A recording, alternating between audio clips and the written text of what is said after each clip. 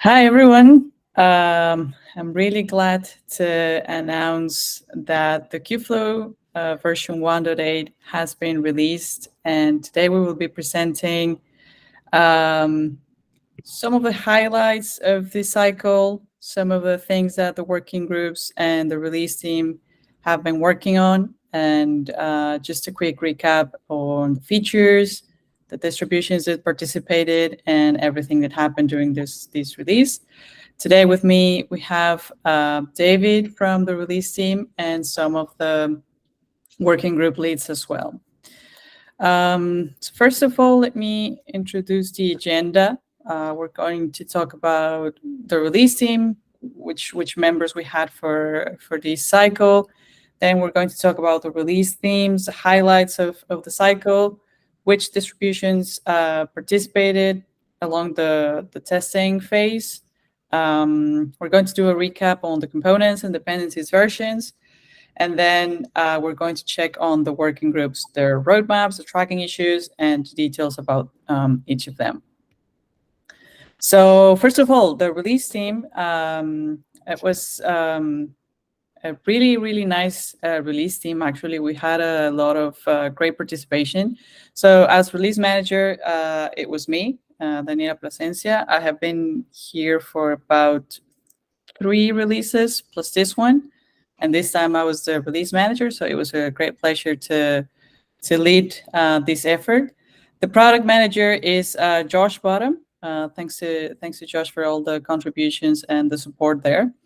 And for the liaisons, we had AJ, Noha, Anna, David, Eric, and Julius. All of them with great contributions. They all participating during the meetings, during the follow-ups with the working group. So yeah, I really appreciate that effort from the liaisons. Now on to David to talk about a little bit on the release themes. So thank you, Daniela, for the presentation and the introduction. So Kubeflow 1.8, most of the work has been into making machine learning operations production ready with more Python SDK support and less YAML. We're glad to integrate into this new release the 2.0 SDK for pipelines. We have been working into creating the foundations for a more secure Kubeflow. We have added also the expanded support for architecture. So I'm really happy to report that Kubeflow is now supported on ARM devices. Also to help the navigation into navigating machine learning artifacts, we are happy to provide the PVC viewer in which data scientists and machine learning engineers will be able to see the contents of the volume in a web application. And all of them, so you don't have to take one line of YAML, everything based on a Pythonic-based workflow. As I mentioned, most of these highlights has been into making this more Pythonic. Also from different teams, we have been focusing into creating a high-level API that you can use from Python, coming from even from Katib, from serving machine learning models, to also training and being able to run this in a multiple of devices, coming from Intel x86-64 to ARM machines. Kubeflow, we have been for the development team. We have been testing this thanks to the participation of many distributions, to the many participation of different distributions, especially to Canonical. We have also been having the support from Google Cloud, IBM Clouds, Nutanix, OpenShift, and VMware, and these are official distributions participating with the 1.8 release. All right. Thanks, David. Now talking about components and dependencies, as with every release cycle, we bump the version of the supported ones. So for this time, in Manifest, we just follow the regular version number, so we stick to 1.8. Notebooks, central dashboard, and web apps are also 1.8, so same version as the release. For pipelines, we have 2.03. For Katib, we have 0.16. training operator is 17 and KServe is 0.11.1. For the tested dependency version, so the things that we used for testing Kubeflow, in Kate, we now support version 125 and 126. So for the past, I believe, two releases, we have been bumping the version of Kate's, so to keep up to date with the latest ones.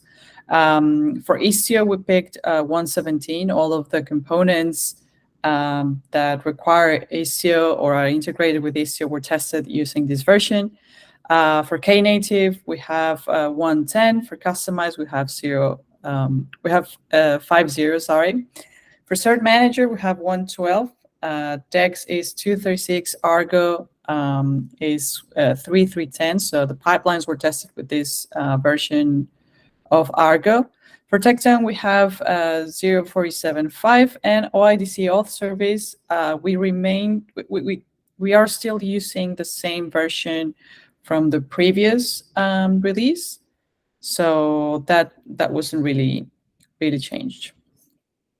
Now we're going to be sharing these slides, but as you can see, we have gathered all the working group roadmaps and releases.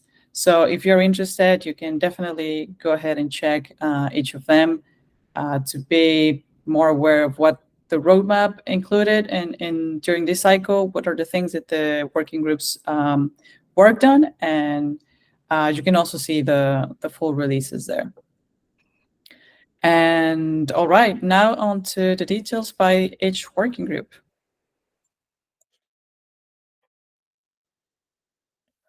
For Kubeflow 1.8, I'm really happy to announce that we have a new formalized working group founded by Julius von Kohop, which has now been a place to formalize policies and procedures, doing vulnerability management, and provide point of contacts through regular bi-weekly meetings, a point of contact through Slack and emails. 1.8 also contains features that are focused on bringing rootless containers and an optional Istio CNI installation that it's part of a foundation towards a rootless Kubeflow. I'm happy to announce also that most of the API calls in Kubeflow are now authenticated.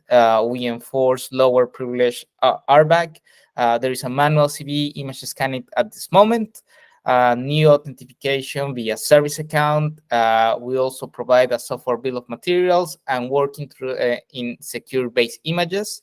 And the working group has also provided partial solutions and complete solutions to cross-site scripting in Kubeflow pipelines and denial service in this kind of service. If you are interested into knowing more of these details, you can see the presentation done by the working group on the link. Hi everyone, I am John George from Nutanix. I'm co-chairing the training and the autoML working group. I'm excited to talk about various features that we have added in 1.8 release. So we have merged Kubeflow common repository to training operator. It was started as a common library for various frameworks, but since we have unified all operators to training operator, it is not needed anymore. So this also helped us to clean up inconsistencies that have got in because of the common repository, and it is a work in progress.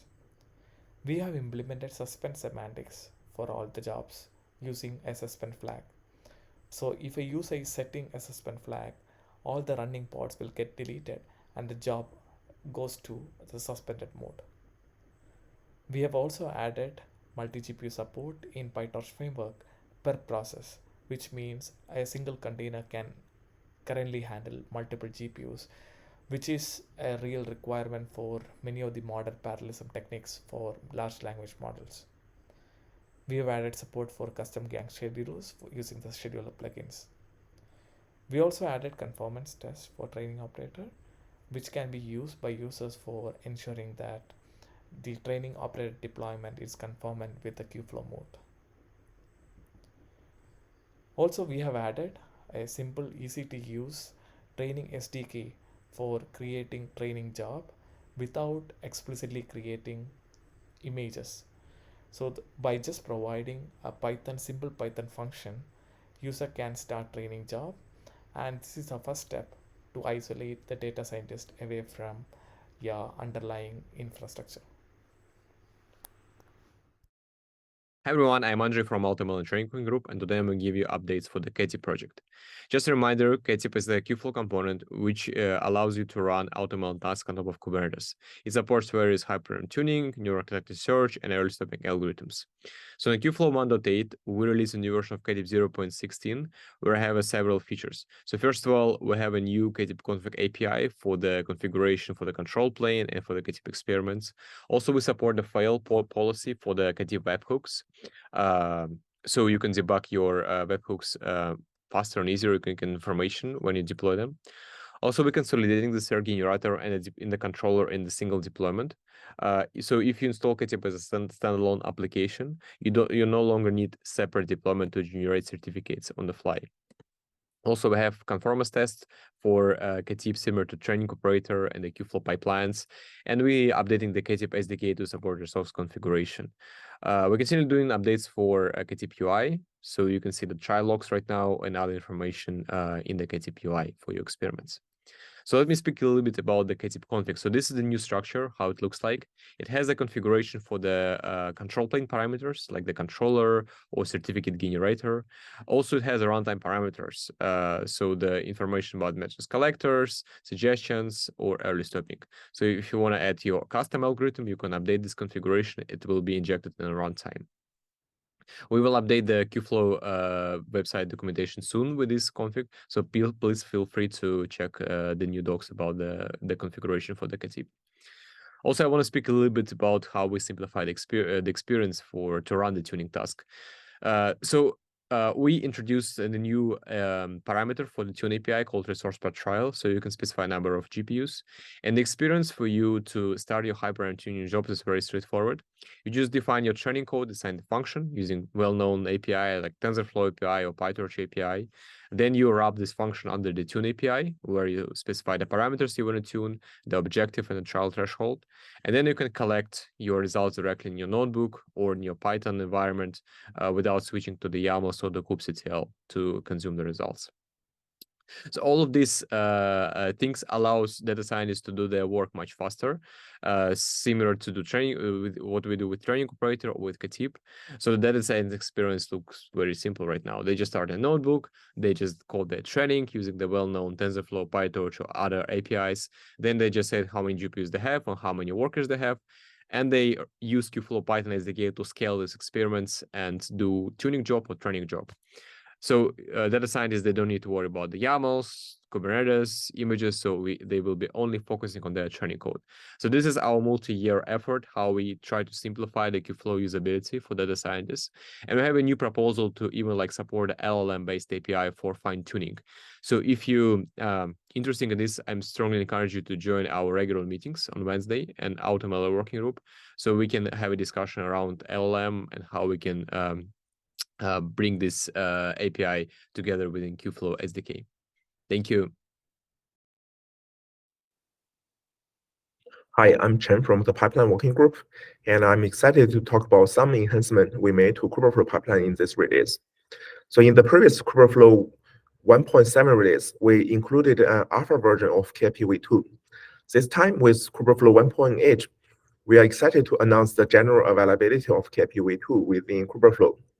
Here are some key highlights. First, we have invested substantial effort in improving the SDK.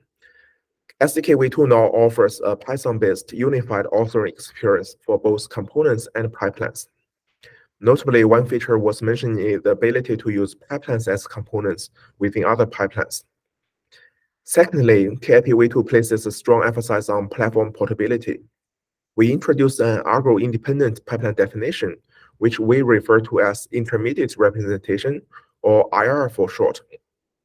This enables users to compile their pipelines once and run them across a variety of platforms, including Kubeflow pipeline, KFP Tekton, and Vertex AI pipelines. Thirdly, we've done some improvements to KFP UI to help better visualize workflow. For example, in KFP v2, we highlight input and output artifacts as first-class nodes in the workflow canvas. Also, with the support for nested pipeline, which are represented as subdecks, users can zoom into the subdeck in the workflow canvas to inspect the inner components. In addition, we also made ML metadata our first-class dependency. This enables rich lineage tracking and better visualization right off the box. It's important to call out that KFP v2 is fully backward compatible with KFP v1. The same deployment will come with support for both v1 and v2 API endpoints. So for users who aren't ready to upgrade to v2 yet, they can use the latest release but continue using the old SDK v1 and v1 features. Another highlight here is the increased security. We've upgraded several of our upstream dependencies. This includes components such as Argo, ML metadata, MySQL, etc. And last but not the least, documentation has often been brought up as the top areas for improvements in Kubeflow. With the release of KFP v2, we've conducted substantial overhaul of the user documentation and the SDK reference stock, and we are committed to continuously improving the documentation over time. Okay, above are the highlights for Kubeflow pipeline in this release. With that, I'll pass it on to the next speaker. Thank you. Hey, I'm Matthew. I am one of the notebook leads in addition to Kimonos, and I also maintain the deploy KF distribution of Kubeflow. I'm just going to quickly overview what we did in 1.8 for the notebooks working group, which controls the code for the notebooks, obviously, but also a lot of other core components as well, like the dashboard and stuff. So I'd say the most important change is that we support ARM now for all containers, and that does include the notebook servers, with the exception of the CUDA images. We are working on that, but there is a few things we need to get fixed for those. And that's not to say you couldn't build your own CUDA images, of course. But yeah, so I'll kind of go through that quickly. So one of the biggest changes that we've made is that the notebook server images are a bit easier to work with now if you're going to extend them. The main reason for that is because of this new make build docker build dep command, which you can go into the source code folder on the Kubeflow repo for the notebook server, and it will build that one and all of its dependencies, because some of them have a few layers.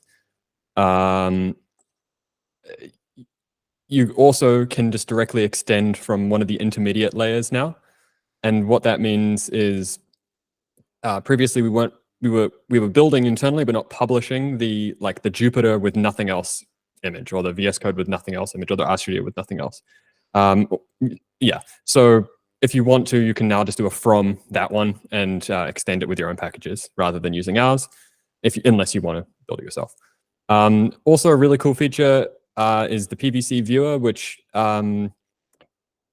effectively it just lets you, similar to how in a notebook you can look at the storage of a PVC that's mounted to it, you can also select a PVC without a notebook now and upload, download, edit files, view files. It's pretty cool. And the last thing I want to touch on is that we did a significant change in the way that the profile security policies are handled in Istio. And what that means is that it'll still work in place if you in place upgrade to 1.8, but you won't get this benefit because the profile controller won't update all the policies unless you remove and re-add people as collaborators. It does it for the owner, but not for the collaborators. This also means if you're a maintainer of a distribution, you'll probably get 403 errors if you're not using some of the default Istio stuff, unless you change a few configs. I recommend just looking at the issue and you'll see what you have to do. Anyway, that's all I really want to say. Congrats to everyone for the 1.8 release, and I'm looking forward to 1.9. Thanks. In KServe 0.11 release, we have improved both control plane side and data plane side. From the control plane side, we have added the path-based routing support. Now you can use the single ingress domain to route to the inference service deployed in different namespaces. KServe also introduced the storage container CRD to allow you to integrate your own model registry. So you can now use the custom storage container spec to download models from your private model registry. In order to reduce the network latency and simplify deployments, we now introduce the option to allow you to co-locate a transformer predictor containers in the same pod, which is to be spawned as the different services. And there's a networking communication between transformer and predictor from different pods. So now you can have the option to co-locate the container in the same pod for a given inference service. KServe now also start to use the pointer to manage the Python dependencies to ensure repeatable installations with the pointer log files. From the Open Inference Protocol side, we have added the REST and gRPC support for KServe run Python runtimes to use the Open Inference Protocol endpoints.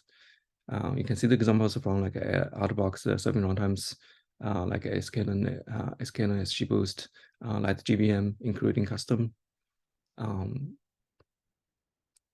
For inference graph, we have improvements for the handling the error responses. So now you can specify dependency with either a soft or hard. With the hard dependency, the error response are immediately returned back to the client side when upon error response data from for a given step. Another exciting thing for KServe O11, we have various different serving runtime to start supporting the serving the large language models.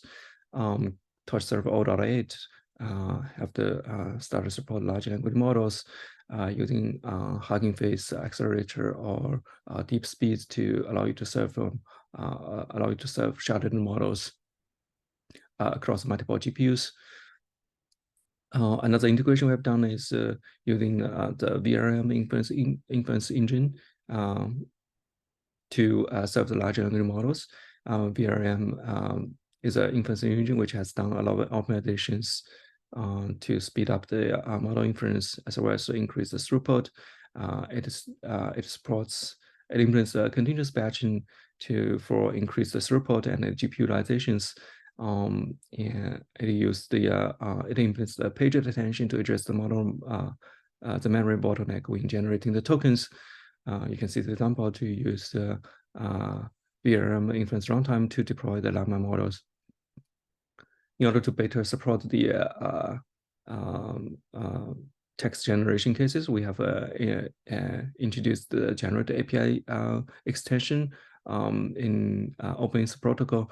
Now we added the /generate and /generated stream endpoints. Generated stream allow you to deliver the inference response in a stream fashion.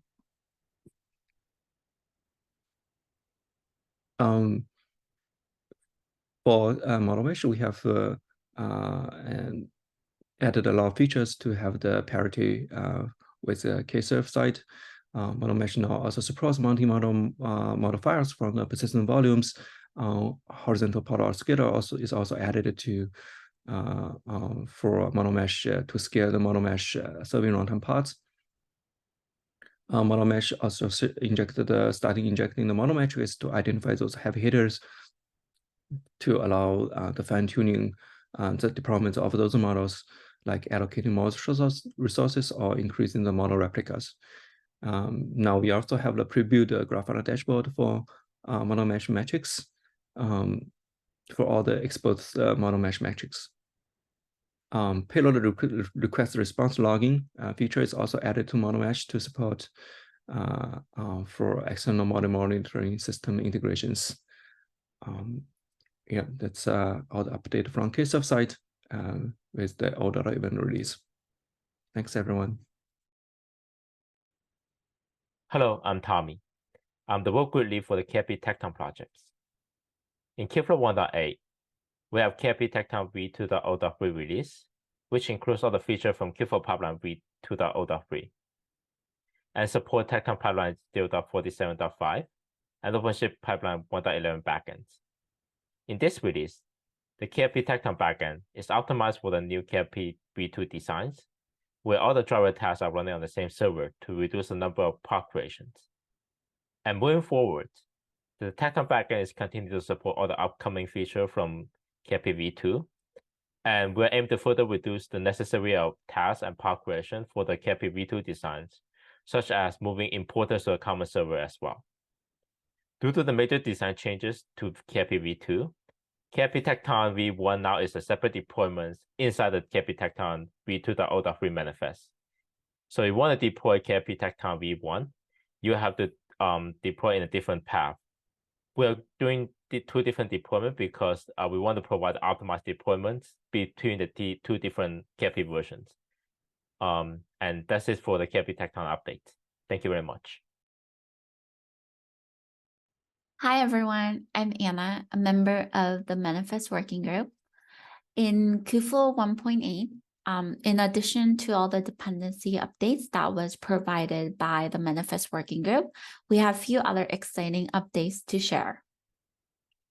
First, contrib components are now up to date with many of the deprecated components removed, and a new set of requirements are enforced to continue the great partnership with these third-party applications and to keep these components up to date. In this release, we also welcomed a new component, Kubeflow, allowing Kubeflow users to leverage Ray as part of the Kubeflow stack, and also had an update from Selden Core to support version 1.17.1. In this release, Manifest Working Group also focused on introducing some dependency improvements. Kubeflow installation now includes OAuth2 proxy, which can be used as an alternative to OIDC auth service, and now also support Istio installation with Container Network Interface plugin. Both of these are not enabled by default, so to try them out, you'll need to enable these during Kubeflow installation. These two items are actually part of ongoing efforts to improve Kubeflow further, and more improvements are to come in these areas for future releases. Lastly, a few important updates to note is that OIDC auth service container registry has changed from vendor specific to Kubeflow specific. So there is no change to the image itself, but you'll see that the registry has changed, which might impact some of the users. And we also now provide a script to extract list of images that are being used and delivered by each working group, allowing more transparency on what is included in the overall Kubeflow stack. I want to thank all the contributors who have helped and drive this effort for 1.8. As you can see, there's a lot of exciting things happening in the Manifest Working Group. If you have feedback or like to get involved in these efforts, please join us. We're always looking for more contributors. That's it from the Manifest. Thank you. Okay, well, thanks to all the working group leads for showcasing the highlights of each component. This has been a great cycle and we all appreciate all your contributions. I would like to remind everyone that we are on Slack, so please join us there if you have any questions, comments, or feedback. Please also remember that we have the community meetings every Tuesday, and also we have the release team meetings every Monday if you're interested in participating as a Kubeflow release team member. I would like to invite everyone to just get hands-on, run a tutorial with the help of your distributions, or go ahead and deploy Kubeflow manually using the manifests, and please let us know how it goes. Feedback is always greatly appreciated. And finally, well, I would like to reiterate on thanking everyone from the community, everyone from the working groups and the distributions as well for your contributions along the cycle, the feedback, the bug fixes, and all the support. This release would have not been possible without you, so thank you everyone for joining, and see you in the next release.